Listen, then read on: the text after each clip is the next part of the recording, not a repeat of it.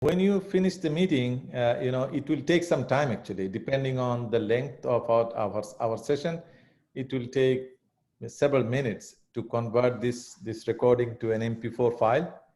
And once you have an MP4 file saved, then we can do something. We will find a way how to, if we want to send it to the students. Okay, so I might just, can I put it on a flash drive and give it to you tomorrow? And our students are very much intrigued with how little I know about Zoom. We are all learning though.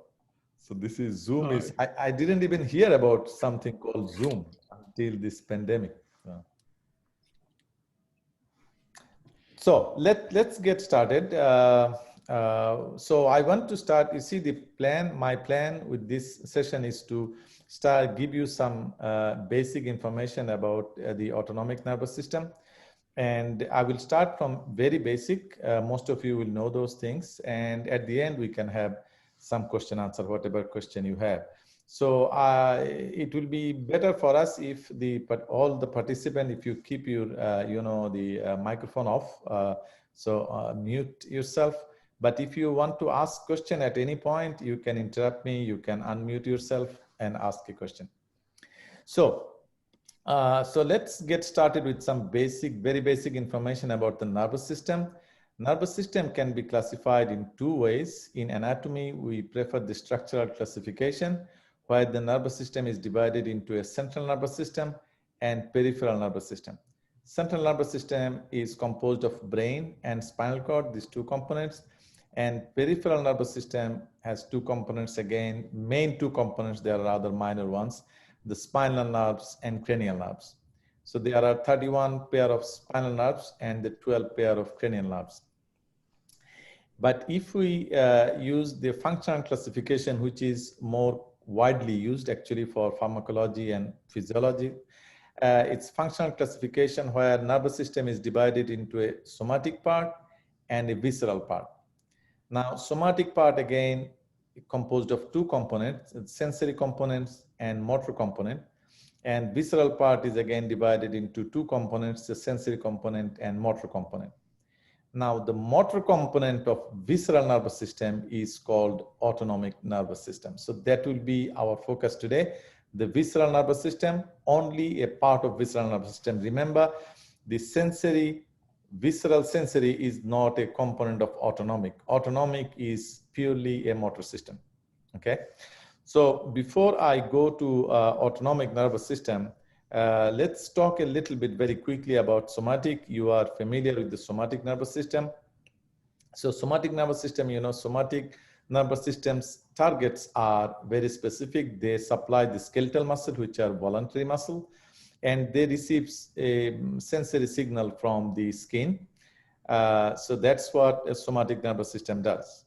So some of the somatic, that motor activity of the somatic component is carried out. Most of them are carried out by the spinal nerves, as I mentioned, 31 pair of them, and then some of the motor somatic motor function is carried out by the cranial nerves. For an example, you already know the spinal accessory nerve. So I think you have seen the spinal accessory nerve under the trapezius muscle. So trapezius is a skeletal muscle, which means it is a voluntary muscle, which is innervated by a cranial nerve. So that is a somatic function. And if you think of brachial plexus, I know all of you are an expert of brachial plexus. If you think of brachial plexus branch, so just take an example of musculocutaneous. Okay, from the name, the reason I picked musculocutaneous is because its name is important. From the name, okay, Dr. Davis, my slide is not, okay, let me see. Okay, now it's moving. So, if we take the example of musculocutaneous, from its name, you can tell it will do the innervation of some muscle and then it becomes a cutaneous nerve. So musculocutaneous will innervate the muscles of the anterior compartment of the arm, and then it becomes a cutaneous nerve, provide the sensory innervation to the lateral side of the forearm. So that is what a somatic nervous system will do. It will provide motor innervation to a skeletal muscle, and it will bring sensory information from the skin, general sensation, touch, pressure, pain, temperature, those type of sensation. Now, in this one, let's see the difference between the somatic and autonomic nervous system. Let's focus on two very basic points. One is look at their effector or their targets. This target of somatic motor is the skeletal muscle, which is a voluntary muscle under our voluntary control. And the target of autonomic nervous system is smooth muscle, cardiac muscle, and glands. As you can see, these are not under our voluntary control. These are involuntary muscles and glands. That is one very important distinction between somatic and autonomic. And the number of neurons. Somatic nervous system is one neuron system. I will talk about one neuron and two neuron, and the autonomic is a two neuron system. Now, if you see here, this cartoon, it has a lot of information actually. Let's go over some of them. You can see this is CNS and a neuronal cell body in central nervous system, either in the brain or in the spinal cord. And you see the nerves start from there, and then the same nerve goes all the way to the muscle, the skeletal muscle, which is the effector organ for the somatic nervous system, okay? And then, so it's one neuron system, right? One neuron arising from the central nervous system and going all the way to its target, okay? But look at, if you compare it with autonomic, this is parasympathetic and sympathetic. These are two divisions of autonomic. You can see the first neuron is arising from CNS, the same as somatic. But this neuron doesn't go all the way to the target. It ends in a ganglia, in a place called ganglia. Ganglia is a collection of neuronal cell bodies. I put the definition here, the collection of cell bodies in the peripheral nervous system. Same collection of cell body, if it happen in the central nervous system, then we call them with a different name. We call them nucleus. So the nucleus is a collection of cell body within the central nervous system, and the ganglia is a collection of cell body outside the central nervous system, which means in the peripheral nervous system, okay? So the first neuron ends at the ganglia.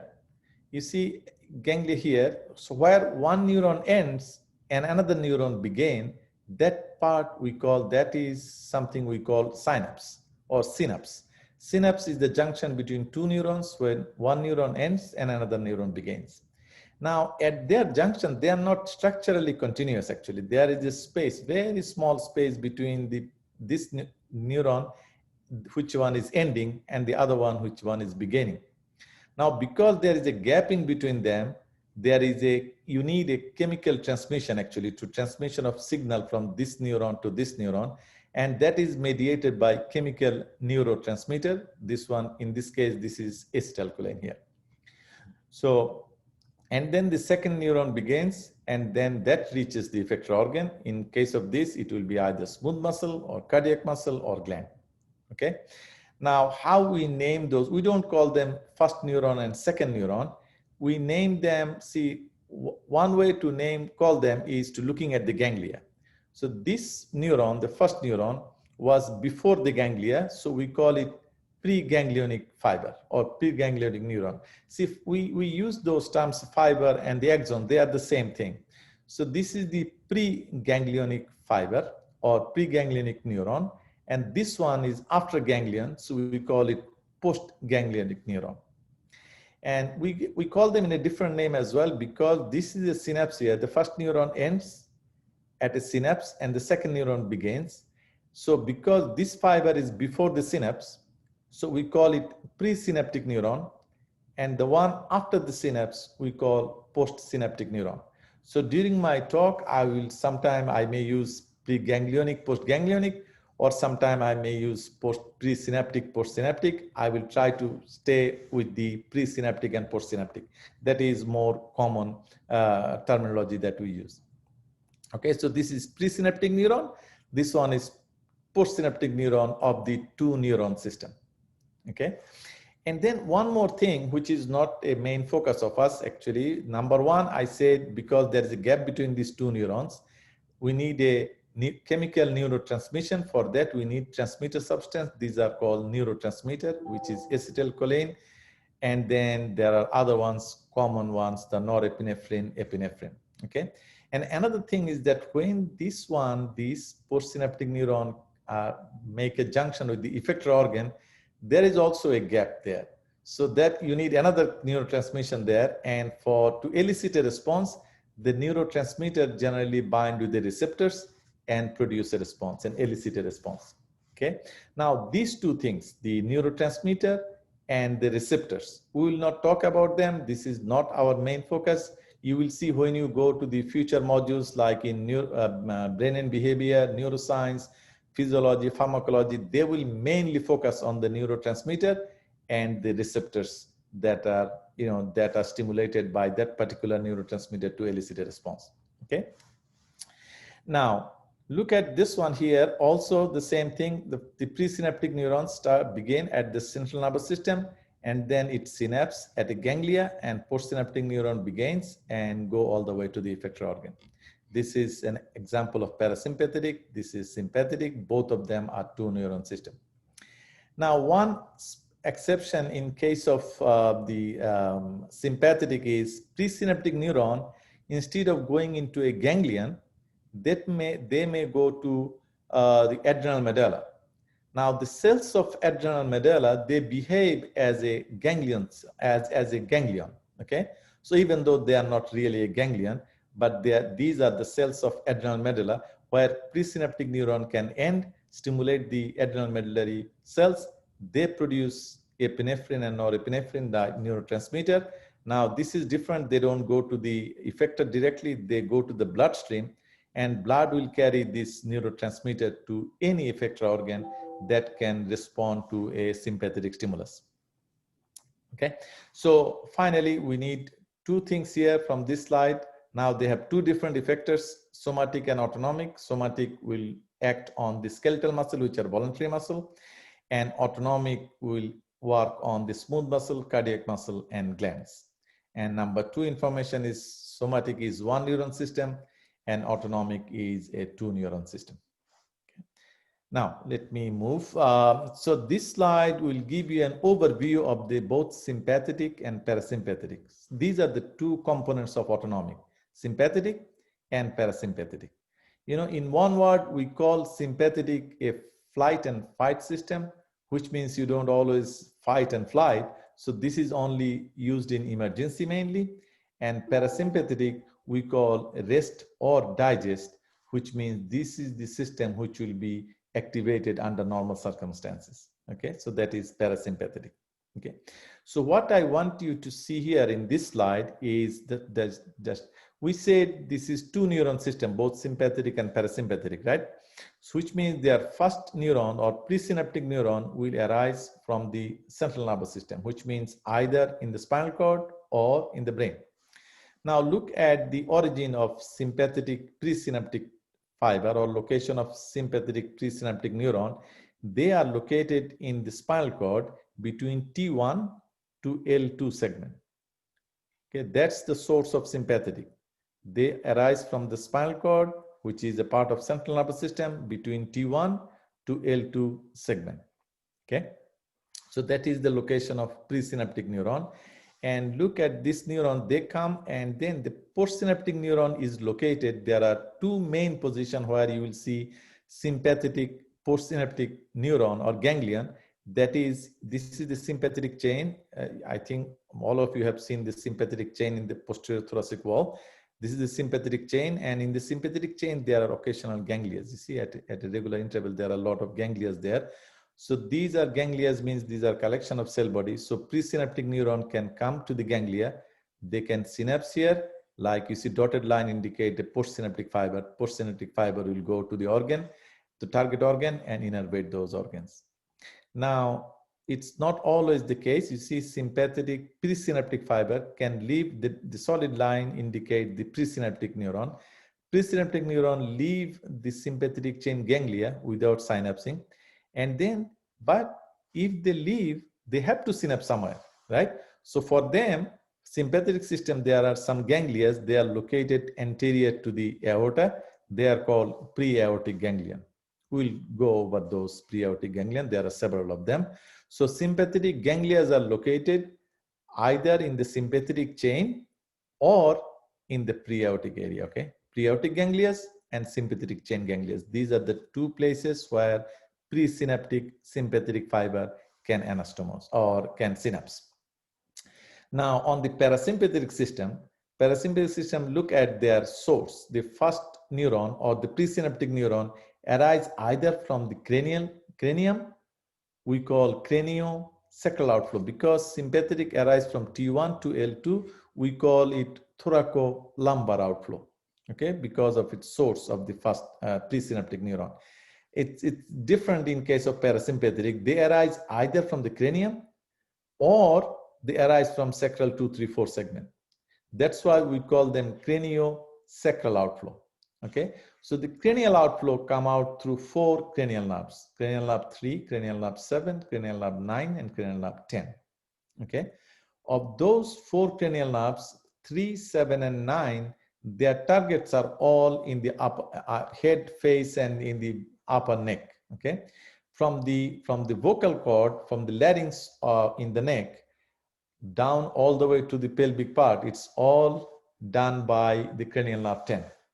Okay, so for our purpose in this segment of the course, we will talk only, when you talk about cranial outflow of parasympathetic, we will talk about only cranial nerve 10, which is vagus. Okay, vagus will produce, vagus will do parasympathetic innervation from the vocal fold in the neck all the way to the end of the midgut. Okay, which means to the end of the transverse colon. Now the hindgut and the pelvic viscera, they are innervated by parasympathetic innervation of them will come from sacral 2, 3, 4. They form the pelvic splanchnic nerve, and then they innervate. You can see here.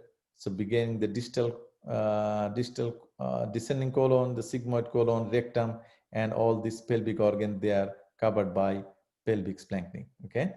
Now the vagus will do all the way up to the end of the midgut, and the pelvic splanchnic will do the rest of it.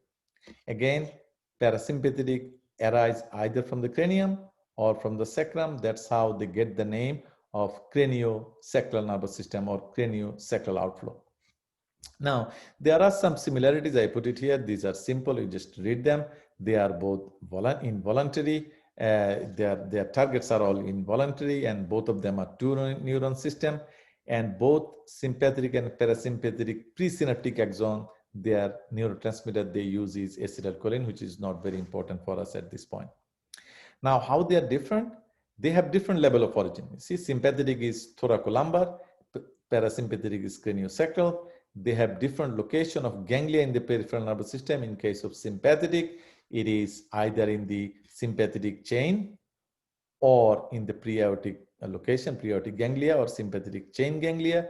In parasympathetic, you will not see any parasympathetic ganglia because they have a long presynaptic fiber. They go all the way to their target, and their ganglia is located in most of the cases, except for some exception in the head and neck area. We'll talk about them later. Their ganglion is located within the organ itself. So they go all the way to the target, and they find their ganglia within that organ that they innervate, and they synapse there, and very short postsynaptic fiber will innervate the organ. Okay. So now let's move next. This one is, I put these slides for you to have an idea about the response of the sympathetic and parasympathetic stimulation. Before going that, let me talk about something. Actually, there are some information like for sympathetic. One of the major difference between sympathetic and parasympathetic is sympathetic innervate both the body wall and also the viscera, right? But the parasympathetic, they innervate only the viscera. They don't go to the body wall. Okay, so this is something very important. Now, when they innervate the body wall, they cover the blood vessel. They do the sweat gland of the skin. They also innervate the pilomotor muscle or erector pili muscle of the skin, which are related to hair follicle, and the dilator muscle of the iris, which causes the pupillary dilatation. Now, there are some targets which receive only parasympathetic, which is like the constrictor muscle of the iris that gets its innervation only from parasympathetic. ciliary muscle, which is responsible for the accommodation to see the near object, that is only innervated by parasympathetic, and sublingual is one of the salivary glands that also receive only parasympathetic innervation. Now, if you look at the response produced by parasympathetic and sympathetic, in most of the cases, the response is they produce opposite response in most of the cases. Okay, for an example, let's take heart. In heart, parasympathetic stimulation will decrease heart rate and decrease the force of contraction. But if you stimulate sympathetic, it will do exactly the opposite. It will increase the heart rate and increase the force of contraction. Now, in the GI tract, the stomach and intestine, parasympathetic will increase the peristalsis or increase the motility of the GI tract, and it will relax the sphincter. And sympathetic stimulation will decrease the motility and causes the contraction of the sphincter. Okay, the same thing in urinary bladder. The muscle of the urinary bladder parasympathetic stimulation will cause contraction of the bladder muscle and relaxation of the sphincter. So someone can urinate, right, with the parasympathetic stimulation. But with the sympathetic stimulation, the muscle will relax and the sphincter will contract. Think about sympathetic as a fight and flight situation.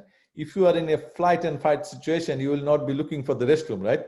So that will not be a good situation. So when there is a sympathetic stimulation, it relaxes the bladder and it contracts the sphincter actually, so that you don't worry about micturition during flight and fight situation. Now look at the skin, sweat gland. There no innervation from parasympathetic. Sympathetic will cause the secretion of sweat, the sweat production from the sweat gland. That's why if you have a loss of sympathetic, you will see it will cause dryness of the skin of the affected area because there will be no sweating.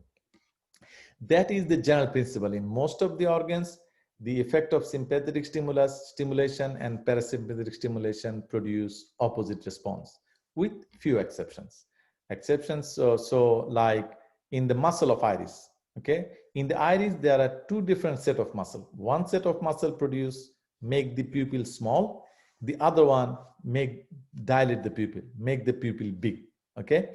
But if you stimulate sympathetic and parasympathetic, they are not working on the same muscle producing different effect. They are now producing ultimate response is opposite, because sympathetic stimulus will dilate the pupil, parasympathetic stimulus will constrict the pupil, but they are stimulatory to both muscles. Both muscles will be stimulated.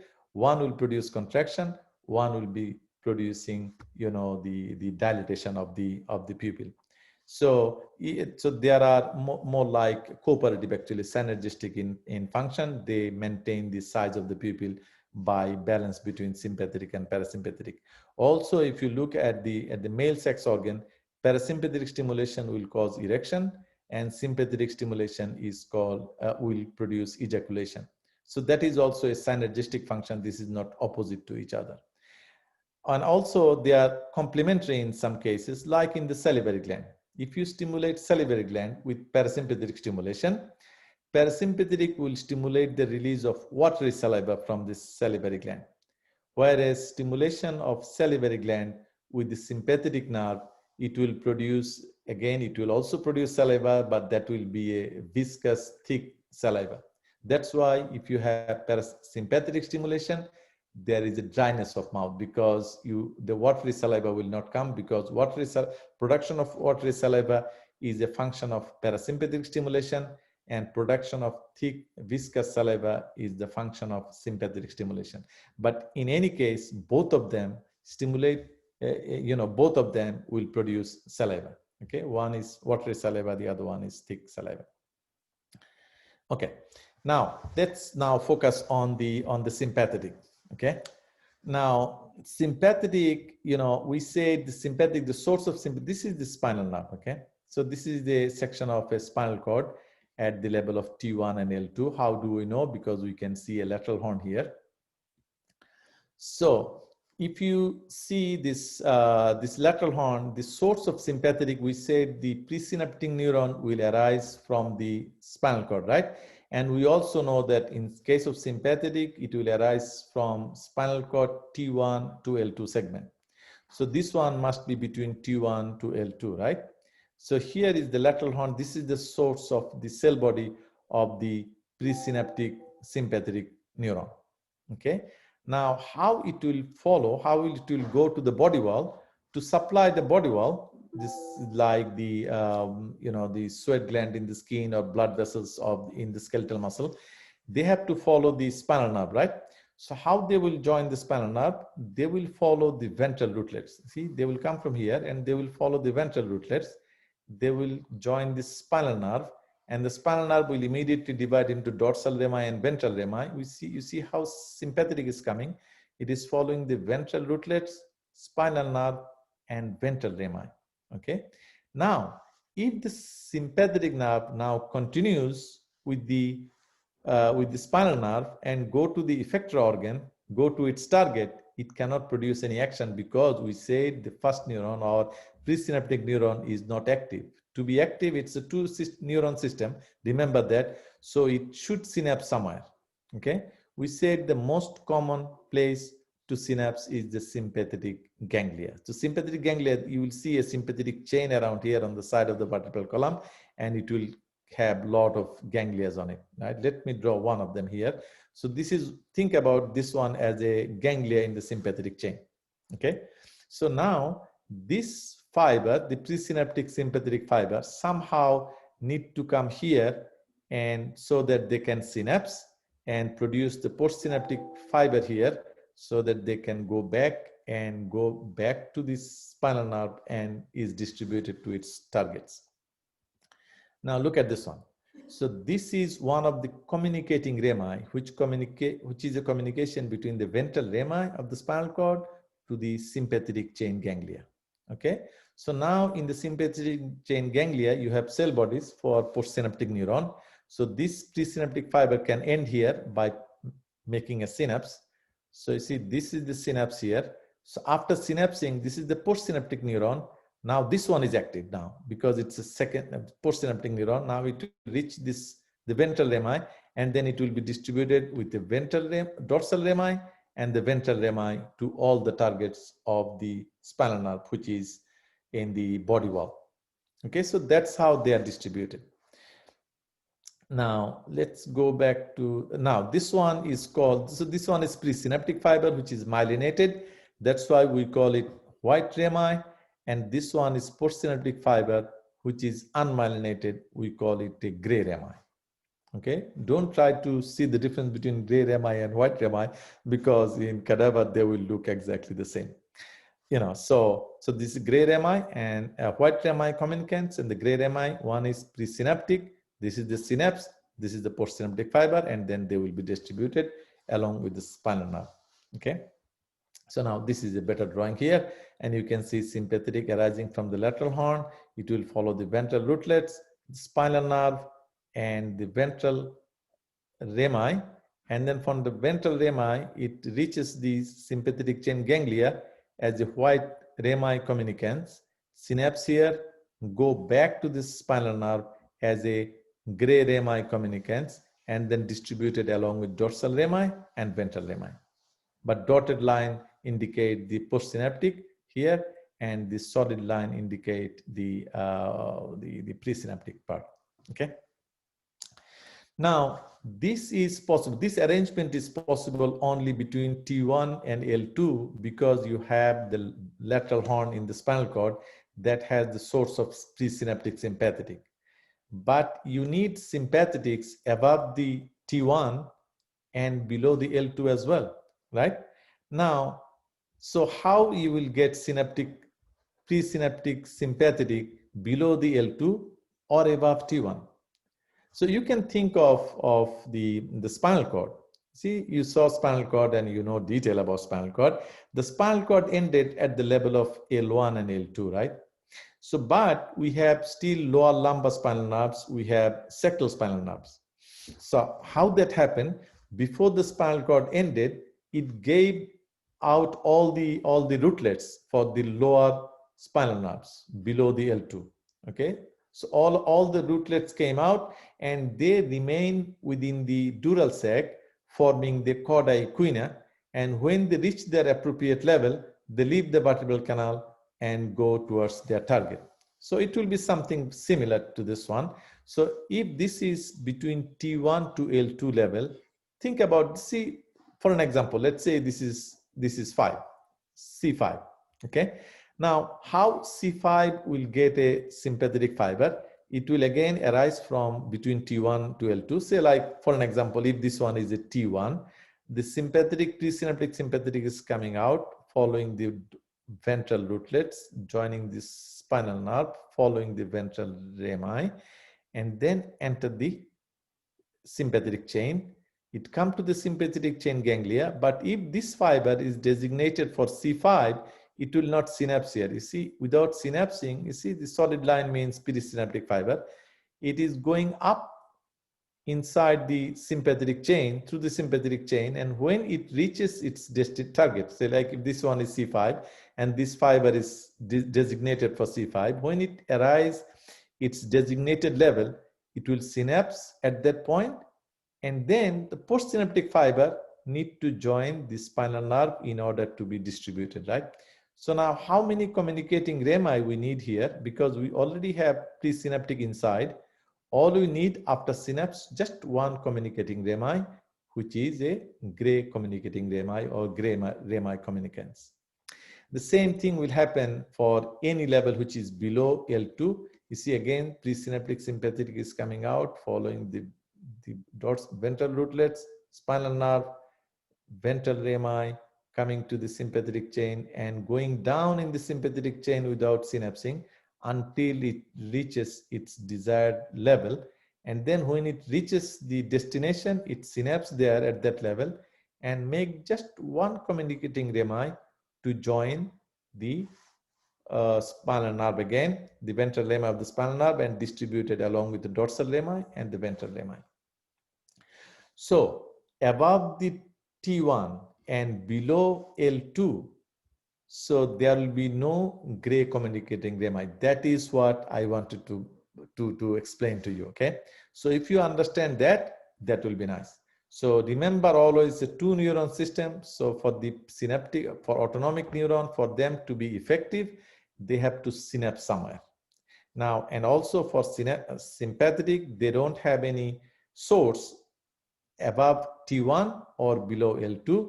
That's why the fibers should, all the fibers, presynaptic fibers should come between T1 and L2, and some of them will go up to cover the segments above the T1, and some of them will go down to cover the segments below L2. And in any case, the presynaptic fibers will already be in the sympathetic chain. They will need just one communicating rami. Here also, they will just need one communicating rami, and that will be a gray communicating rami because that is postsynaptic. Okay, so the take-home message from this slide is the no white rami above T1 or below L2, only gray communicating rami. Now, so we are done with the sympathetic innervation to the body wall, right? They will follow the spinal nerves and they will follow the spinal nerves to their targets and provide innervation. What they will do in the body wall again, they will provide the sympathetic innervation to the blood vessel, to the sweat gland, and the erector pili muscle in the skin. Okay. Now, how sympathetic will go to the viscera? Again, you look at the same thing. The sympathetic, the source of sympathetic is again between T1 and L2. The sympathetic fiber will arise from the lateral horn. It will, same thing, it will follow the ventral rootlets. It will join the spinal nerve. It will follow the ventral rami. Okay, from ventral rami, they will go to the sympathetic chain ganglia, this one. Okay, now the fiber that are joining back to spinal nerve, they will only go to the body wall. But we need some sympathetic nerve for the viscera. So those who are destined to the viscera, they will go to the sympathetic chain. Either they will synapse there, or without synapsing, they will leave this ganglia and go in the medial direction to provide sympathetic innervation to the viscera. Now, if you look at this one, you can see the sympathetic chain here, right? See the sympathetic chain. Now, sympathetic chain will give sympathetic splanchnic nerves to the thoracic viscerus, and also these are thoracic viscerus, right? You can see heart inside the pericardium. You can see the esophagus here. So these are the thoracic viscerus. So there will be some splanchnic nerves. Okay, splanchnion means viscera, right? So when we say splanchnic nerves, we mean that these fibers, splanchnic nerves, will innervate the viscera. Okay, so now for the innervation of the thoracic viscerus, the sympathetic fibers, they synapse in the sympathetic chain ganglia, and postsynaptic fiber arise from there and innervate the thoracic the thoracic viscerus. We call them thoracic splanchnic nerve, but just to avoid the confusion between these nerves, these we call greater thoracic, lesser thoracic, and least splanchnic nerve. So we call them thoracic splanchnic. These are also thoracic splanchnic nerves, splanchnic nerve for the thoracic viscerus, and they will be mainly postsynaptic fibers. Okay, that's how the sympathetic cover the viscerus of the thorax. For the abdominal viscerus, the sympathetic chain, you see the fibers coming from the sympathetic chain from different level actually. From it's 5, 6, 7, 8, 9, or sometimes 10 also included. They join together to form a greater thoracic splanchnic. You saw it in the posterior thoracic wall. Greater thoracic splanchnic, they form 3 splanchnic nerves for the abdominal viscera. Greater thoracic splanchnic, and then 10 and 11 will produce the lesser thoracic splanchnic, and 12 will produce least splanchnic. Now they enter the abdomen through the crus of the diaphragm. See, in between the crus of the diaphragm, and they enter the abdomen. Okay. Now we say these are presynaptic fibers. Okay, which means they have to go somewhere because they missed the one opportunity to synapse in the sympathetic chain ganglia. They left the sympathetic chain ganglia without synapsing. They are still presynaptic, which means they have to find some place to synapse, and only postsynaptic fiber will be effective, right? Now, where they will come, see, when they come here to the abdomen, they follow the abdominal aorta and its branches. So there are some, we said there are pre-aortic ganglia. So this is the ganglia. These ganglia are named according to the branches of aorta. So you see, immediately as the aorta come out through the aortic hiatus, so this is the celiac trunk. You see the sympathetic ganglia related to this one. This is called the celiac ganglia. This is superior mesenteric artery. This is called the superior mesenteric ganglia. This is the renal artery here, we call aortico-renal ganglia. So these are pre-aortic ganglia. Remember, these are sympathetic ganglia. So now you may have parasympathetic fiber going with it, but they will never synapse here. These are ganglia designed for the synapse of sympathetic fibers. So this greater thoracic splanchnic, lesser thoracic splanchnic, least splanchnic, they will synapse in this pre-aortic ganglia, and then postsynaptic fiber will arise from there, and they will follow the branches of celiac trunk, superior mesenteric, inferior mesenteric, and then go to all the viscera of the abdomen. Okay. So that's how the sympathetic will cover the viscera. Now, this is a special situation. I mentioned it briefly before as well. If the sympathetic fiber, after leaving the lateral horn, they leave the sympathetic chain ganglia without synapsing, and then this is like one of the pre-aortic ganglia. They leave the pre-aortic ganglia also without making a synapse. So you see, it may go through the pre-aortic ganglia, or it may go without going through the pre-aortic ganglia. And then only place for them to go and make a synapse is adrenal medulla. Okay, so these are adrenal medulla cells. The presynaptic sympathetic can come here, make a synapse with the adrenal medulla cells. They behave as if they are the ganglia for postsynaptic neuron. So they synapse here, and this adrenal medulla cell secrete norepinephrine and epinephrine that goes to the bloodstream, and bloodstream will take it to all the organs that have the receptor for sympathetics. Okay, those organs which can respond to a sympathetic stimulus. So again, to summarize, sympathetic can synapse either in the sympathetic chain ganglia, or they can synapse in the pre-aortic ganglia, or they can synapse with the cells of the adrenal medulla. Okay. So now this is a quick summary of the sympathetic system. You can see only showing the pelvic and the abdomen region. You can see the greater thoracic splanchnic, lesser thoracic splanchnic, and least splanchnic. These are all splanchnic nerves arise in the thoracic region. They enter the abdomen through the diaphragm and they synapse here at the preaortic ganglia. Now, next to the ganglia, you see there are a bundle of fibers coming from the ganglia, bundle of nerve fibers. You see when the cell body accumulates somewhere, we call it ganglia. And when the nerve fiber join together, we call them plexus, okay? And then there is a plexus related to it called celiac plexus, superior mesenteric plexus, and also anterior to the aorta, we call them aortic plexus. See, you have the inferior mesenteric artery here, and this is the inferior mesenteric ganglia. This is a part of pre-aortic ganglia as well, where presynaptic parasympathetic can join, come and make synapse. Okay. Now the fibers from the pre-aortic ganglia, they form the superior hypogastric plexus right underneath the bifurcation of the aorta, the superior hypogastric plexus. Okay. Now this plexus, when I complete the story with parasympathetic, you will know that these plexuses, they contain both sympathetic and parasympathetic fibers. But in the preaortic ganglia, only the sympathetic fibers can synapse. So that need to be very clear. Now you see, this is the esophageal hiatus. You see the vagus is coming through this one, and see some vagal fiber is also joining this plexus as well. So they may go through this ganglia, but they cannot synapse here because these ganglia are designated for sympathetic fibers. So the fibers, this plexus, they form the superior hypogastric plexus, and then superior hypogastric plexus divided into two, into two groups on either side of the rectum, and they from these two bundles are called the hypogastric nerve. This is the right hypogastric, this is the left hypogastric. And then from the sacral segment, sacral splanchnic and pelvic splanchnic, which is parasympathetic, join the hypogastric nerve, and they produce inferior hypogastric plexus.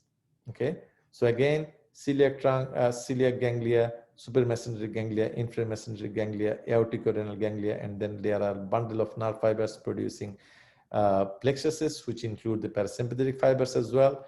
They form the superior hypogastric plexus, divide into two bundle, hypogastric nerve, and around the rectum, they form inferior hypogastric plexus by the union of sacral splanchnic and pelvic splanchnic nerves.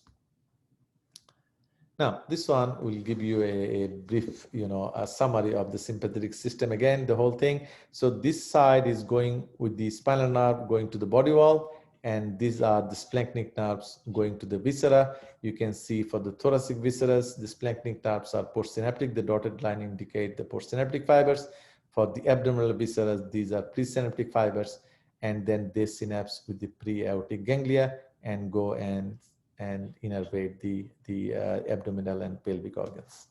These are the splanchnic part of the sympathetic nervous system, and this is the body wall part, actually, the part that travel with the so the part that supply the body wall, they follow the spinal nerves, and the ones that go to the viscera, they follow the branches of the aorta. Okay. Now, let's start with the parasympathetic. Parasympathetic, also called craniosacral system. Why? Because I mentioned before, they are the cell body for the presynaptic neuron, either located in the cranium, and they come out through 3, 7, 9, 10, 4 cranial nerves, or they come out through the sacral 2, 3, 4, forming the pelvic splanchnic nerves. Okay, and as I mentioned before, for the parasympathetic, you see the solid line indicate the presynaptic fibers. Everything that you see are all presynaptic fibers. See the presynaptic fiber going all the way to the heart, and then it synapses with the ganglia of the postsynaptic neuron right in the organ itself, and provide the very short postsynaptic fibers arise from there, with the exception of some fibers in the head and neck region. There are 4 parasympathetic ganglia where parasympathetic presynaptic fibers can synapse, but you will very unlikely that you will see any of those ganglia because they are extremely small. Okay. So now look, see on the, we said they are cranial and sacral outflow, right? So how they come out from the sacral 2, 3, 4 segment, it's exactly same as the sympathetic. At the sacral 2, 3, 4 segment, again, the spinal cord will have a lateral horn. So the lateral horn will be the source of presynaptic parasympathetic neuron. Okay, so this is the area, and they will do the same thing like sympathetic. They will follow the ventral rootlets and they will join the spinal nerve. They will continue on the ventral rami, right? Now, from the ventral rami, unlike sympathetic, they will not follow, they will not go back to spinal nerve and go, because parasympathetic does not innervate the body wall. You see, I made a point here. Parasympathetic does not innervate the body wall, which means there is no point following the spinal nerves because that will take you to the body wall. So so like similar to sympathetic splanchnic, splanchnic nerves, parasympathetic splanchnic, they will leave the ventral, the ventral rami, and they will join the hypogastric plexus, okay, infrahypogastric plexus around the rectum. I showed those who are in the lab, I show you how the pelvic splanchnic nerve is coming out from the sacral 2, 3, 4 and joining the hypogastric nerve to form, see, look at here. So look at here. So pelvic splanchnic, these are the pelvic splanchnic coming from sacral 2, 3, 4 and forming the pelvic splanchnic, and they join the hypogastric nerve to form the infrahypogastric plexus or pelvic plexus. That, and the territory that is covered by hypogastric, by the pelvic splanchnic is the hindgut and the pelvic viscera. Okay, so the vagus will cover from the neck all the way to the end of midgut, and the hindgut is small part of the transverse colon, the descending colon, sigmoid colon, and all pelvic viscera. They are all innervated by, their parasympathetic innervation will come from pelvic splanchnic, which is formed by the fibers, presynaptic parasympathetic fibers coming out of sacral 2, 3, 4. Let's see, what happened to my, okay, sacral 2, 3, 4, okay. So, and then now look at the vagus distribution. You are familiar with the vagus. You saw vagus nerve very well. You saw this part of the vagus for sure. And I'm pretty sure all of you know the vagus coming here and giving a recurrent laryngeal branch, right? So we are not dealing with recurrent laryngeal branch. We are, at this point, we will be dealing with the parasympathetic function of the vagus. So this is one of the vagus. This is the right vagus. This is the left vagus, right? So they will come down and they will give presynaptic parasympathetic branches that will form the cardiac plexus around the arch of the aorta. They will form pulmonary plexus, behind the, in the front and behind the bifurcation of the trachea, and they will form the esophageal plexus that you can see very here. You see the cardiac plexus is here, pulmonary plexus is formed around here, and the esophageal plexus is around here.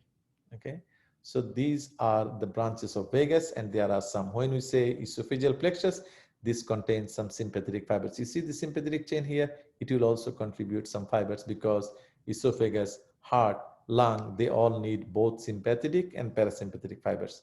So now the cardiac plexus, pulmonary plexus, and esophageal plexus, they receive their presynaptic parasympathetic from vagus nerve. Not only these thoracic viscera, vagal territory will continue all the way until the end of the hindgut, which means at the end of transverse colon, and then hindgut will be innervated by pelvic splanchnic. Okay, now see how the vagus entered the abdomen.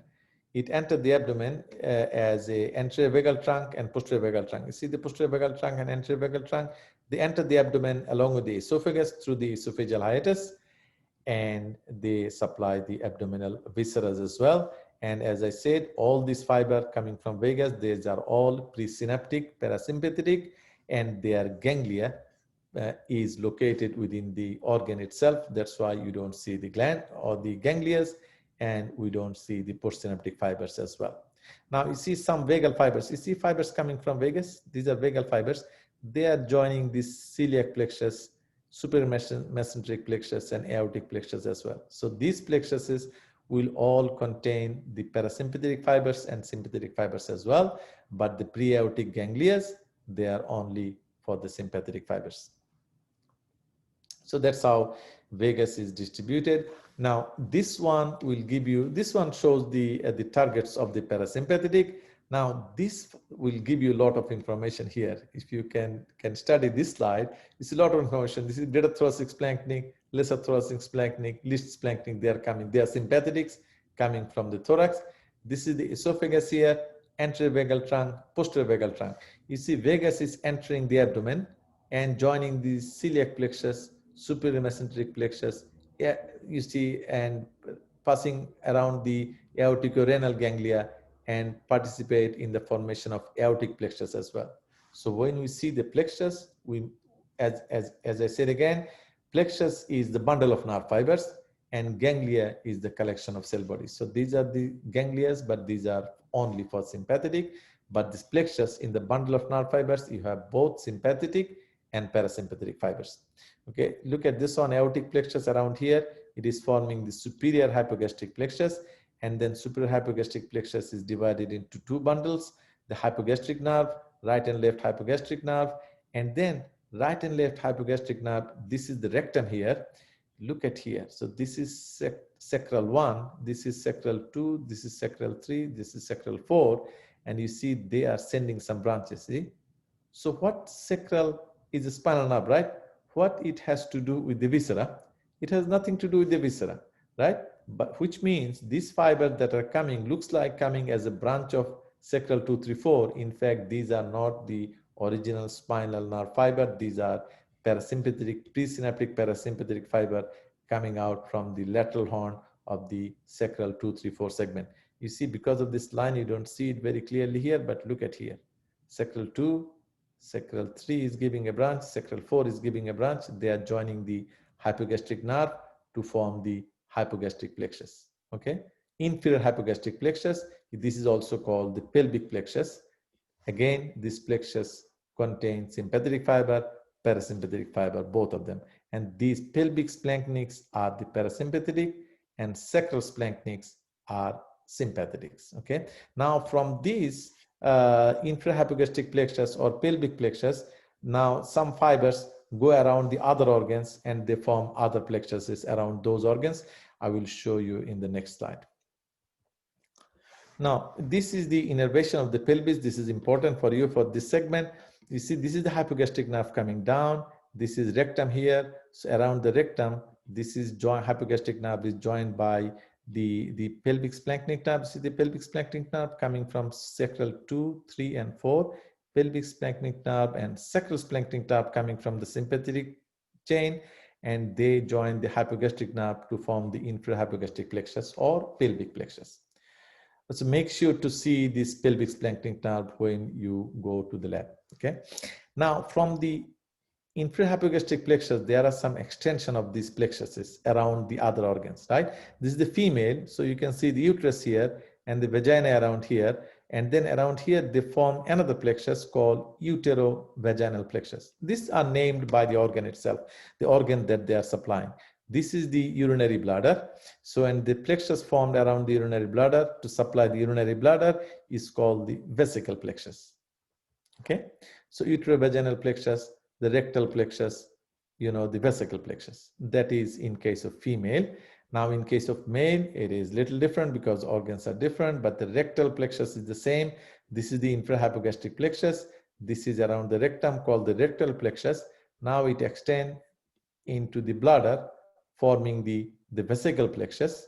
And then underneath the bladder, it produces there is the prostate, right? Underneath the bladder, so they form a prostatic plexus. Now, some fibers from the prostatic plexus, they go into the erectile tissue of the penis, and they are called the cavernous nerve of the penis. Even though it's called cavernous nerve here, but in female, its name is used mainly in case of male, the cavernous nerve, which is nothing but an extension of the prostatic plexus extension of posterior plexus going into the erectile tissue of the penis, because you know the parasympathetic stimulation will cause erection of the penis, and the sympathetic stimulation will cause the ejaculation from the semen. Okay. So that is the thing. I believe that's all I have. So this is a summary actually. This one is for you to study. You can see the abdominal viscera, somatic, sympathetic innervation and parasympathetic innervation. Sympathetic coming from the greater thoracic splanchnic, lesser thoracic splanchnic, you know, and these are the least splanchnic. This is the lumbar splanchnic. Okay. So greater thoracic splanchnic is going mainly to celiac trunk. Lesser thoracic splanchnic is going mainly to the the aortic-renal ganglia or superior mesenteric ganglia here, and they follow the artery branches. Okay, so the greater thoracic splanchnic will follow the branches mainly of celiac trunk, which means it will provide innervation to the foreguard structures. The lesser thoracic nerve will go to superior mesenteric plexus mainly, and it will follow the branches of superior mesenteric artery, which will go to the midgut structures, and least splanchnic nerve will go to the aortic-renal ganglia and will supply this area again. There are some overlapping, and the lumbar splanchnic, you see lumbar splanchnic coming from L1, 2, 3.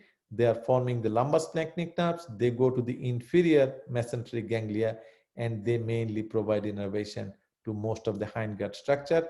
And in the pelvis and perineum region, you get some innervation from the sacral splanchnic. But remember, sacral splanchnic, yes, it will contribute some fibers to the pelvic viscera, but main function of the sacral part of the sympathetic trunk is to follow the spinal nerves and provide innervation to the lower limb, okay, body wall part of the lower limb. So that is sympathetic part. And the parasympathetic, again, we said it will come from 3, 7, 9, 10, but because we are showing the abdomen, it is showing only the vagus nerve, cranial nerve 10, that arise, the presynaptic parasympathetic will arise from the nucleus of the vagus. Why nucleus? Because this is a collection of cell body within the central nervous system. So this is arising from the nucleus of the vagus. Presynaptic fiber will come all the way to the organ, and you see its ganglia is located within the organ itself. It synapse there, and short postsynaptic fiber will innervate the organ.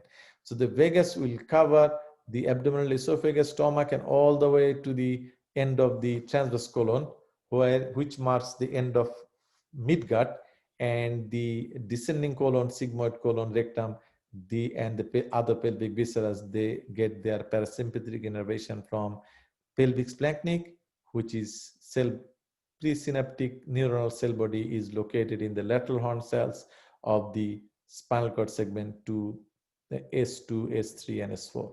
Okay, this is the source of parasympathetic. That's why we call it craniosacral outflow. Okay, either coming from the cranium or from the sacrum, nothing in between. Okay, and then for the sympathetic, you don't see the whole thing here. It starts from the T1 and it continues to the L2. Or it shows L3 here as well. So that is more like a summary. That's all I have. So if you have a question, feel free to ask. I will stop sharing the screen. But if I have to go to any slide, then let me stay here. And if you want any explanation on any slides. So any question? So, Dr. Syed, let me just chime in and say that was a wonderful presentation, very lucid and clear. Thank you so much. And the slides were very well organized. So it's one of the clearer presentations I've heard of sympathetic nervous system.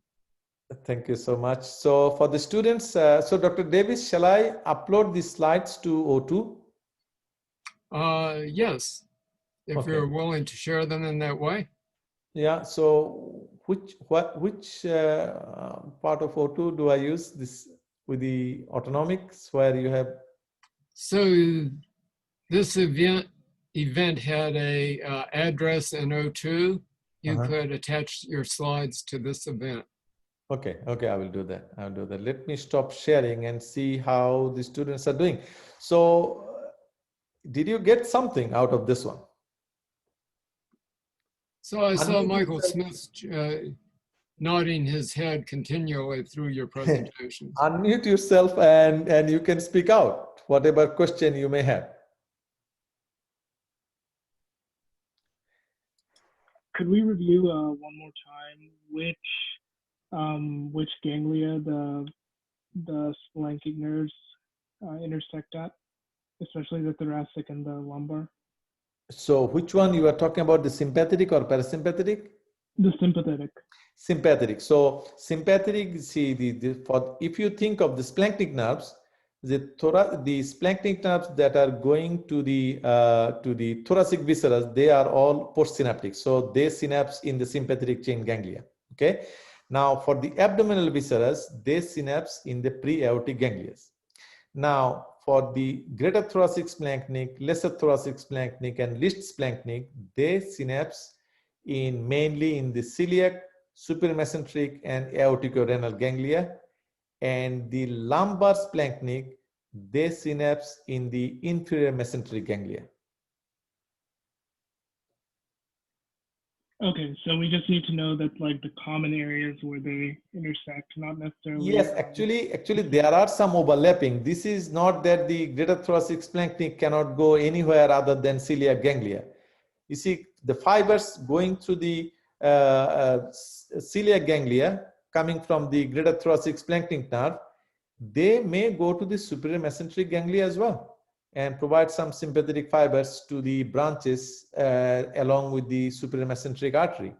And some of the fibers which are destined to the adrenal medulla, they also sometimes travel through the celiac ganglia, and without synapsing there, they go and they travel and they leave the ganglia without synapsing, and they go all the way to the adrenal medulla and synapse there with the adrenal medullary cells.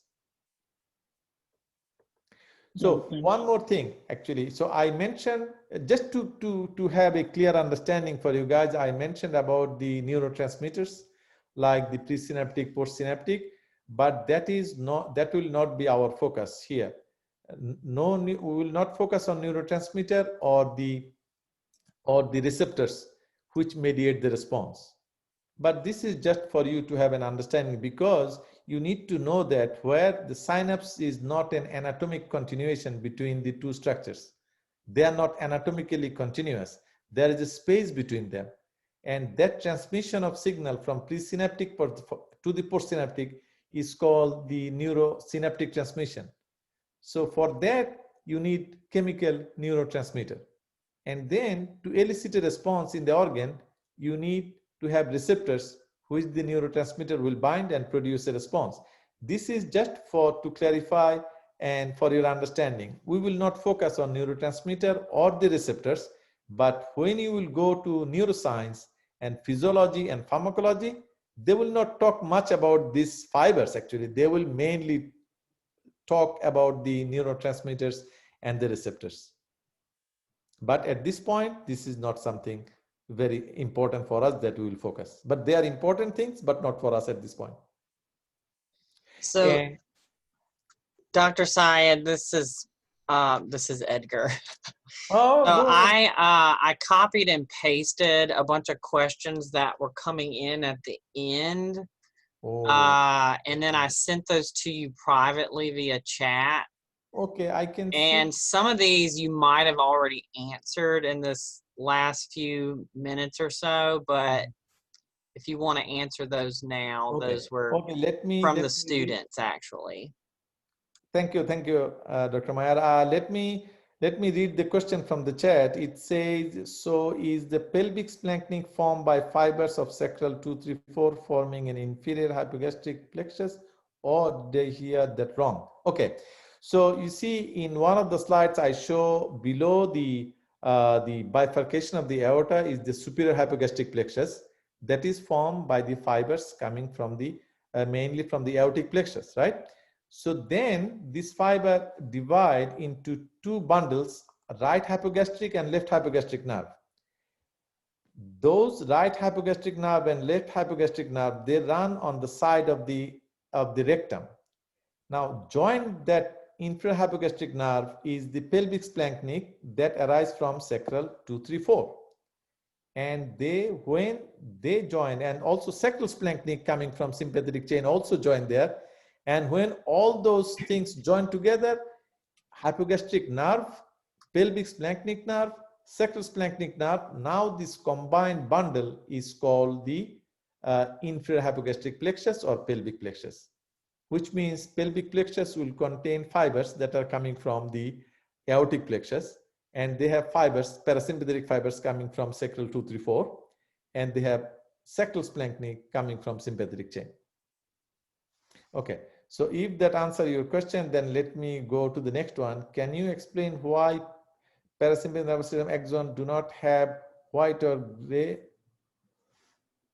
Oh, parasympathetic nervous system. Okay, now this, okay, so this you said why they don't have gray communicating rami and white communicating rami. Let's see why we need white and gray communicating rami. Because you see the sympathetic, why they need communicating rami? Because sympathetic nervous system, unlike parasympathetic, provide nerve supply to the body wall as well. To go to the body wall, they rely on the spinal nerves, right? So they were following the spinal nerves, right? They were following the spinal nerve to the ventral rami. Now they cannot continue with the spinal nerve because they have to go somewhere to synapse. So that's why they leave the ventral rami to go to synapse in the sympathetic chain ganglia. Now they synapse there. Now they have to be distributed. They have to go back to the spinal nerve again. So they have another communicating rami that connect them from the sympathetic chain ganglia to the spinal nerve so that they can be distributed to the body wall. But you didn't see any gray rami or white rami for the sympathetic, the splanchnic, for in case of, especially in the parasympathetic. They join, let me share my slide. I think that will be important. Can you see this one?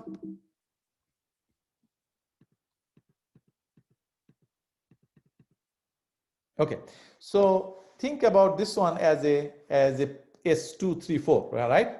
Think about it, this is sympathetic, but think about this one as S2, 3, or 4. So parasympathetic arising from here, and they are following the ventral rami, and then ventral rootlets actually, spinal nerve and ventral rami, right? Now they come here as a gray rami, a white rami, and then they go back as a gray rami, right? Back to the spinal nerve to be distributed. Now, in case of parasympathetic, they come from here, they follow the ventral rootlets, they follow the spinal nerve, they go to the ventral rami. From ventral rami, they leave the ventral rami to go to join the hypogastric nerve, to join the inferior hypogastric plexus. So why do they need communicating rami? Because they are coming from here and they are going towards the rectum. Is it clear to you? What you can do, you can have a look actually when you have a chance to go to the lab, then you can see how the parasympathetics are coming. So again, it is coming from here and then it leaves the ventral rami and it never goes back to ventral rami again. So it doesn't need a communicating rami, it just leaves the ventral rami and go join the inferior hypogastric plexus around the rectum. So did you get your answer? Yes, that makes sense. Thank you. Okay, so then now what is the next one? Also, Dr. Syed, I have a question. Go ahead. And it's related to the last one. So for the parasympathetic, so they synapse on the viscera, they don't synapse anywhere else. They synapse on the organs directly, right? Yes, so they cannot synapse on the organ structure itself. In the organ, they have postsynaptic parasympathetic ganglia, actually, cell bodies. But that's where they synapse, that's where the synapse is. That's where the synapse, for the time being, for the thorax, abdomen, and pelvis, that is the case. But Okay. in case of head and neck, we'll cover it in detail in head and neck. When you go to head and neck, you will see some of the presynaptic parasympathetic will come and they will synapse in the ganglia, named ganglia. There are 4 of them: ciliary ganglia, ciliary ganglia, then we call submandibular ganglia. There is one called pterygopalatine ganglia. There is one called otic ganglia. These are the 4 named parasympathetic ganglia that are located outside the organ, where presynaptic parasympathetic go there, make synapse, and postsynaptic fiber go to the target. Okay, but Okay. we don't need it at this point. We will talk about those when we go to the head and neck region, right? And when you say body wall for the sympathetic, what exactly do you mean? Body wall means we mean the skin and blood vessels, okay? Because Okay. you see, we don't need parasympathetic doesn't go to the spinal nerves. These are somatic, right? Why we call them somatic? Because they supply the body wall structures. Body wall structures include the skeletal muscle and the skin, right? So when the sympathetic follow the spinal nerve, that take them, think about a sympathetic following the musculocutaneous nerve. We use musculocutaneous before as an example as well. So the sympathetic fiber, postsynaptic sympathetic fiber that is following musculocutaneous will take those sympathetic fiber to the anterior compartment of the arm. Where you have skeletal muscle, sympathetic has nothing to do with the skeletal muscle fiber, but inside the skeletal muscle, there are blood vessels. You need to provide blood supply to those muscles. So those blood vessels contain smooth muscles. So sympathetic need to go and innervate those smooth muscle of the blood vessel. Also, musculocutaneous then become, the lateral cutaneous sub of the forearm. So when it go to the skin, it provides sympathetic innervation to the sweat gland of the skin, to the erector pili muscle of the skin, and the blood vessels there as well. So you need sympathetic need to go to the body wall to provide nerve supply to the blood vessels, to the sweat gland, to the erector pili muscles. And for that, they use the white and gray communicants, right? For the body wall. They use white and gray rami communicants to leave the spinal nerve and then join back the spinal nerve. Okay. But you see, above T1, you don't have gray rami and white rami, because white rami is already inside the sympathetic chain. You need only one communicating rami, and that is a gray rami above T1 and below L2. Okay. That is something you have to be very clear about. All right. Thank you. Okay, so now there are some more questions here. It says also, is greater splanchnic nerve formed by T5 to T9? Yes, you are right. But in some cases, they have a contribution of T10 as well. Okay, but normally T5 to T9, sometimes T10 can join them as well. Then can you post this slide to Otush? Definitely I will. And the greater T5 to T9, lesser T1 to T12, least T12, which is good. So you answered it. So everyone is pleased, everyone is. So splanchnic nerves can be parasympathetic or sympathetic depending on where they arise. Yes. Splanchnic nerves mean nerves going to the viscera. So think about stomach. Stomach need is parasympathetic innervation. Stomach need a sympathetic innervation. So sympathetic will come, but they will come from different sources. Their origin is different. Their point of synapse is different, but they eventually both will end up in the same organ to innervate. So a classic example is the bronchial. In the example I didn't use the track, the bronchial tree. The bronchial smooth muscle, if you stimulate parasympathetic, they will be constricted. If you stimulate sympathetic, they will be dilated. So the fibers that are providing innervation to the bronchial smooth muscle, they are splanchnic nerves. Now, the sympathetic one are sympathetic splanchnic, and parasympathetic ones are also splanchnic, depending on where they are coming from. Okay. So pelvic, parasympathetic, sacral, sympathetic. Good. This is a good thing, so that it's easy to remember, right? Pelvic splanchnic is parasympathetic, P for P, and sacral splanchnic is sympathetic, so S for S. So which is good. Okay, so definitely. Is there any more question? That was okay. Dr. Syed. Yeah. So if I'll give kind of like a pretty detailed explanation. So if you had like a lady that came into the ER that had like pain, saying she had, severe pain, and she got diagnosed with like cancer or something like that in the abdominal esophagus or like the fundus of the stomach. Mm-hmm. Could you like explain how pain would travel from that area to like the central nervous system? Okay, so let me see if I can explain it. If I have any problem, Dr. Davis, please help me out. So the pain is, okay, so the pain sensation is going from the viscera to and enter the spinal cord, right? And eventually going to the brain.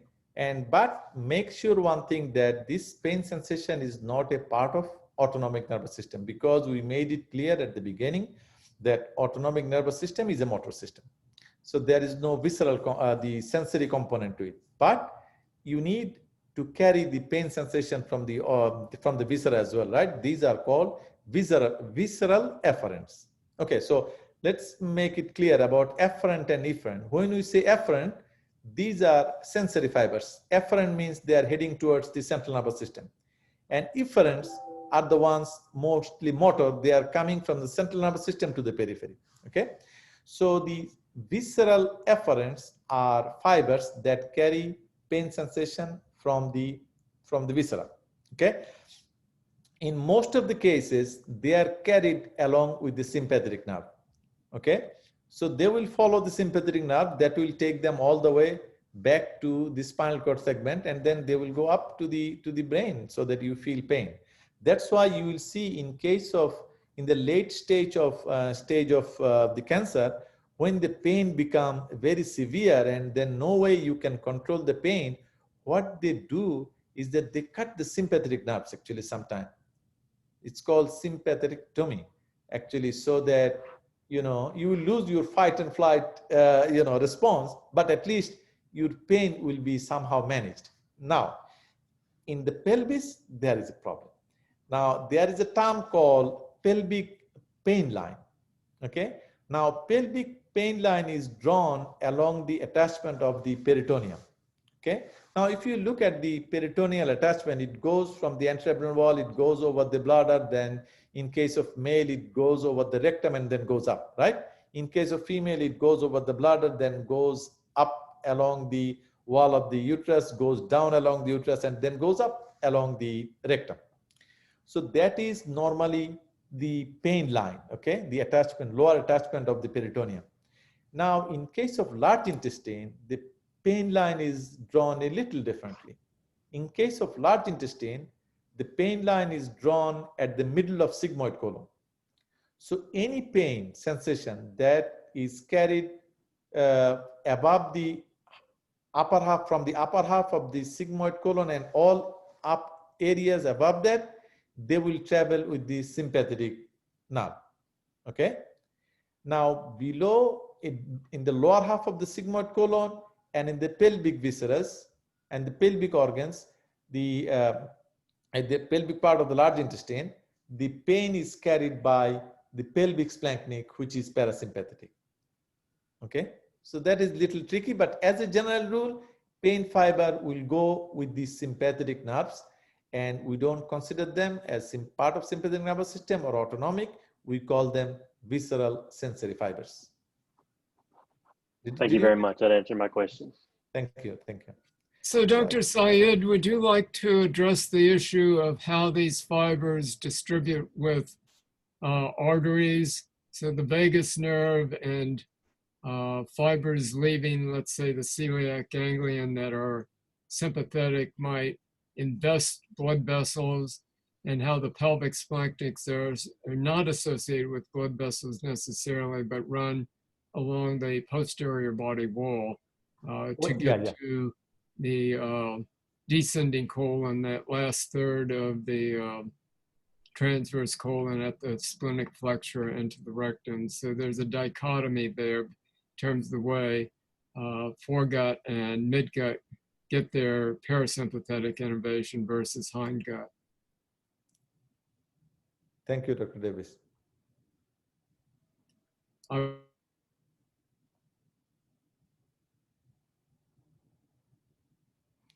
So okay.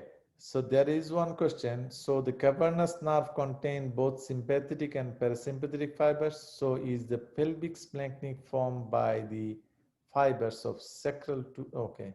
So is the pelvic splanchnic nerve formed by the fibers of the sacral S234 forming the infrahypogastric plexus?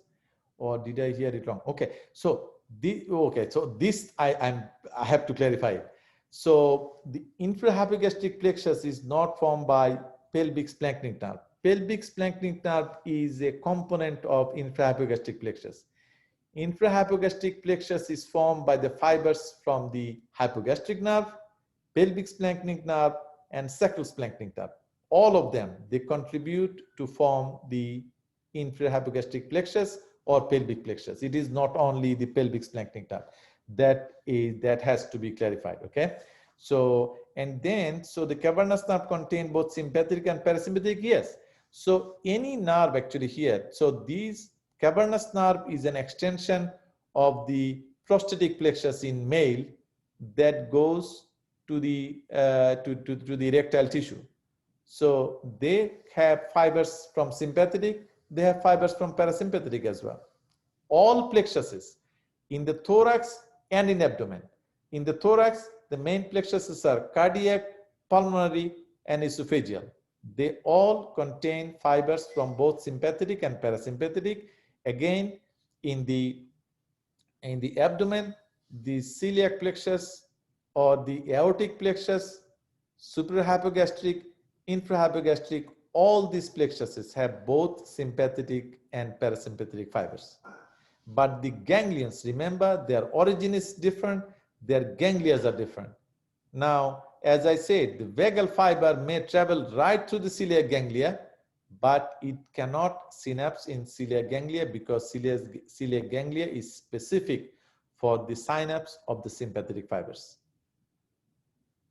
But this plexus, which is a bundle of nerve fibers, contain always both sympathetic and parasympathetic.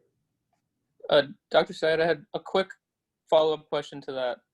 But when we talk about the greater, lesser, and least splanchnic nerves, they're between T1 and L2, so those would be sort of following the sympathetic path, and they're the ones that are preganglionic coming out from the sympathetic trunk? They are coming from the when you say sympathetic trunk, it's a sympathetic chain with the ganglia, but it's not T1 to L2 actually. When we say greater thoracic splanchnic, lesser thoracic splanchnic, least splanchnic, they begin at T5 up to T12. Those, yeah. Okay, so these fibers are coming, they originate. So you see, as a general rule, the presynaptic fibers should originate in the central nervous system, right? So naturally, they will come from the lateral horn cell of the T5 to L2 spinal cord segment, right? Now they will follow the ventral rootlet spinal nerve and ventral rami, and from there they will come to the sympathetic chain ganglia, but they will not synapse in the sympathetic chain ganglia. Instead, they remain presynaptic, and they will enter the abdomen behind the diaphragm, and they will synapse at the celiac, supramesenteric, aortic, and the aorticorenal ganglia. Did you get it? Yeah, that sounds good. And then for the sacral splanchnic sympathetics, are they then coming also from the place in the middle part between T1 and L2, or like are they, because they're sympathetic, don't they have to come from the sympathetic section? Yeah, because they are sympathetic, they have to come from somewhere between T1 to L2. But you see, they will not come from T1, they will naturally come from the lower part of the sympathetic, the lateral horn, right? So they generally, they arise from the lower part of the sympathetic, the source, like say between T12 to L1, L2. That's where the fibers will come, but they will enter the sympathetic chain and they will go down in the sympathetic chain, and then they will come out in the sacral segment actually, you see, but they will leave the sacral segment of the sympathetic chain. Sympathetic chain extend from the base of the neck all the way to the coccyx, right? So see, that Right. need to be clear. Even though the source of sympathetic is between T1 to L2, sympathetic chain extend from the base of the neck all the way to the anterior part of the coccyx, where both sympathetic chain join together and form a ganglia there we call ganglion impulse. Okay, so these are two different things. The presynaptic sympathetic will arise from somewhere between T1 to L2, but the sympathetic chain extend all the way to the coccyx. So you say, come to your point, sacral splanchnic, which are sympathetic, right? Which means they will arise from the sympathetic, from the lateral horn cell of the vertebral of the spinal cord segment, maybe lower part of the segment, and then they will enter the sympathetic chain. They will remain inside the sympathetic chain, and then they will go down.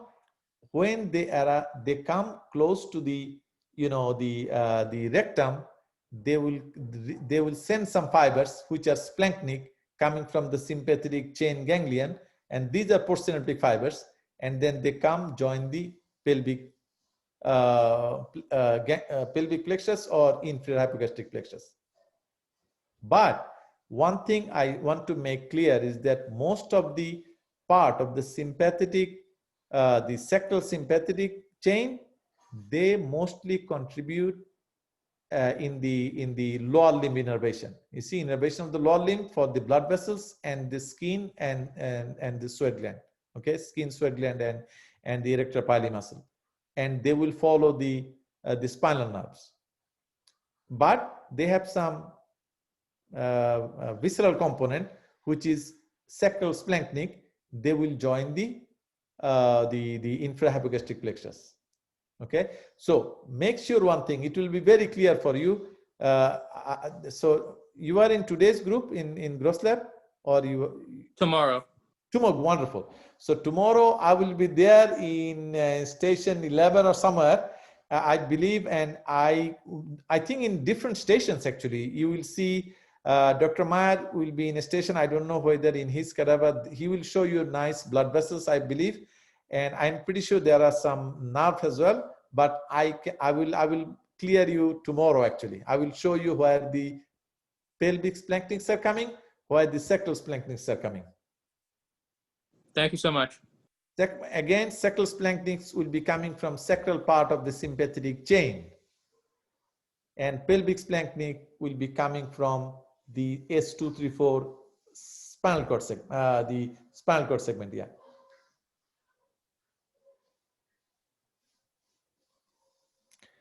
So, any more question from anyone? Not sure if the I have a quick question. Okay, go ahead. So the pelvic splanchnic nerves, even they synapse where they innervate, correct? Always, it's a general rule for the parasympathetic. They synapse in the organ, they innervate. As I said, except for the few exceptions in the neck, head and neck area. Okay, so with that established, so they are exiting a gray rami communicans while being preganglionic. Which one? The pelvic splanchnic. See, we don't use the term gray rami and white rami with the pelvic splanchnic, because pelvic splanchnic is parasympathetic, right? Okay. Gray rami and white rami, we call them communicating rami. They communicate between the sympathetic chain ganglia and the spinal nerve. So two communicating rami, right? One is leaving the spinal nerve, going to the ganglia. The other one is coming back, joining the spinal nerve. Those are called communicating rami. We don't use this term for parasympathetic. Parasympathetic, doesn't have any communicating rami. They come from the the S234 or from the vagus nerve, one of the cranial nerves that provide parasympathetic, and then they go to the organ directly. You saw how vagus nerve was running by itself. It was not joining anybody.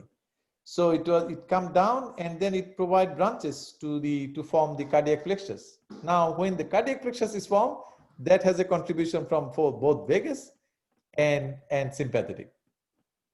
So parasympathetic doesn't have any communicating rami. Okay, it was just a little confusing because the slide somewhere had, when talking about the pelvic splanchnic, like the word gray rami on it. So I don't know. It was just a confusing wording. No. There is no. You saw in the text or in any of our slides that we say gray rami? I think it was in a PowerPoint. It might have been the text. I really can't remember, but it was a significant point of confusion for me. Oh, wow. So is it clear to you now? I think the important term is that you don't use the terms gray and white rami with the pelvic splanchnic. Yeah. That was the confusing part. The rami, if you use the whole name, we call them communicating rami. They are communicating, they're bridging between the spinal, the sympathetic chain ganglia and the spinal nerve. Two bridge communication. We call white rami, which is myelinated. Other one we call gray rami, which is unmyelinated. So we don't use this term for parasympathetic because parasympathetic don't use those communicating rami. Right, like that makes sense example, now. for pelvic splanchnic, right? Pelvic splanchnic, they come from S234 and just they are very close to the rectum. They follow the spinal nerve up to the ventral rami, and then when they get an opportunity, they just leave the ventral rami and then join the inferior hypogastric plexus. Now that communication between the ventral rami to pelvic splanchnic, yes, that is a communication. The presynaptic parasympathetic is leaving the ventral rami of the sacral 234 and joining the inferior hypogastric plexus. That fiber, we don't call it a communicating rami. We call them pelvic splanchnic nerve. Okay, thank you. Did you get it? I think so. Yeah, and if you have any confusion, we will clear it out actually in the lab. Now the pelvic splanchnic, you can say it is a communicating rami, or what we never use this term, between the spinal nerve and the inferior hypogastric plexus. But so this pelvic splanchnic, we call them pelvic splanchnic. We don't call them communicating rami.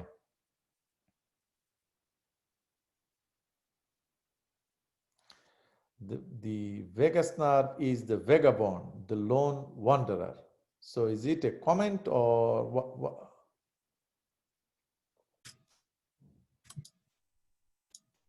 Yeah. Nucleus, okay. That's Dr. Barr being funny. So okay. The vagus nerve is a wanderer because it travels throughout the abdomen. Yeah. But it does stop at the junction of the foregut and the hindgut. Yeah.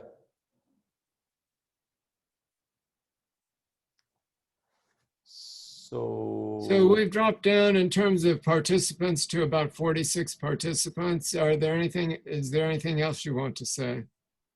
No, I'm done actually, unless there is any question. So the point I wanted to make about the vasculature is that while doing a dissection of the blood vessels, let's say celiac trunk or superior mesenteric, those arteries have a thick investment of autonomic nerve fibers. And so those autonomic nerve fibers have to be physically cut to remove them so that you can display the blood vessels.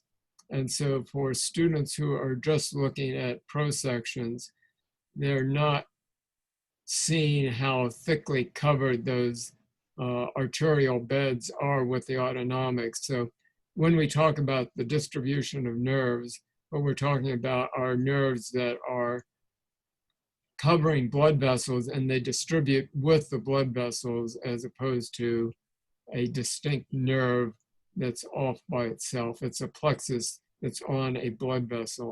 And so the nerve fibers and the blood vessels distribute together.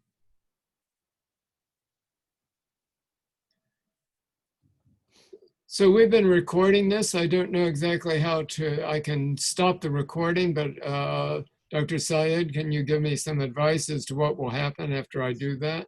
So Dr. Davis, if you stop the record, you can stop the recording now.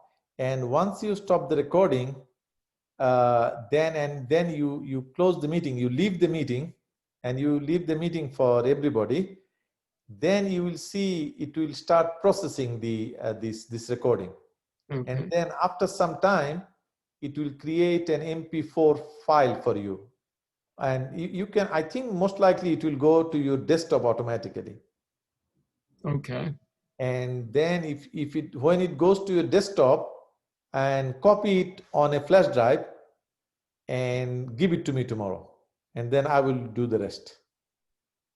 Wonderful. What I do generally, I don't know, the students will know much better than I do. What I do, I put it on I put it on YouTube and create a YouTube link and embed it in, we can send a link for the students, but from our experience, Dr. Stanley said the students do not like too many clicks. So that's why I put them always embedded video. So they just click the play button and the video start playing. So that's what I try to do. I don't know whether that is a good way of doing it, but that is the only way I know. So I'll put it on a flash drive and let you take care of it. So I'm going to stop the recording, and can we say goodbye to everyone? Goodbye to everyone. See you tomorrow in the lab.